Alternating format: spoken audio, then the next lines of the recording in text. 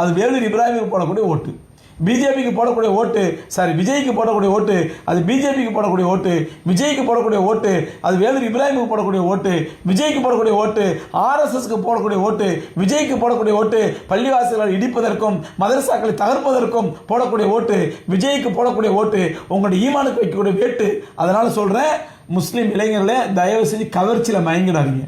மற்ற இளைஞர்கள், முஸ்லீம் அல்லாத இளைஞர்கள், இளம்பெண்கள் அவன் கவர்ச்சியில் மயங்கி அவன் பின்னாடி போறானா, அது ஒரு நியாயம் இருக்குதுங்க.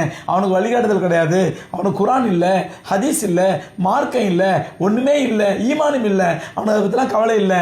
ஏதோ பைத்தியத்தனமாக யோசிச்சு பின்னாடி போவான். ஆனால் முஸ்லீம்களை நீங்கள் அப்படி இல்லை. உங்களுக்கு அல்லாஹ் குரான் இருக்குது, ரசூலோட ஹதீஸ் இருக்குது, நம்ம கொடுத்த ஈமான் இருக்குது. அந்த ஈமானை எந்த நிலையிலும் பறி கொடுக்க மாட்டோம். நம்ம ஏன் முஸ்லீம்கள் பிஜேபி ஓட்டு போட மாட்டோம்? பிஜேபியோட முஸ்லீமோட பிஜேபி ஓட்டு போட மாட்டான். காரணம் என்ன? பிஜேபி நமக்கு என்ன பிரச்சனை? பிஜேபி நல்லவங்க இல்லையா? பிஜேபி நல்லாட்சி பண்றவங்க இல்லையா? பிஜேபியில் ஊழல் செய்யாதவன் அறிவாளிகள் யாரும் இல்லையா? இருக்கிறாங்க. இருந்து பிஜேபி ஓட்டு போட மாட்டோம். என்ன காரணம்? நம்முடைய ஈமானுக்கு வேட்டு வைக்கிறான், நம்முடைய இஸ்லாத்துக்கு வேட்டு வைக்கிறான், நம்மளை காஃபிரா மாத்தணும்னு பார்க்கறான். அதே தாங்க விஜய், எந்த வித்தியாசமும் இல்லைங்க. அதனால சகோதரர்களே, தயவு செஞ்சு விஜய்க்கு ஓட்டு போடாதீங்க. சரி.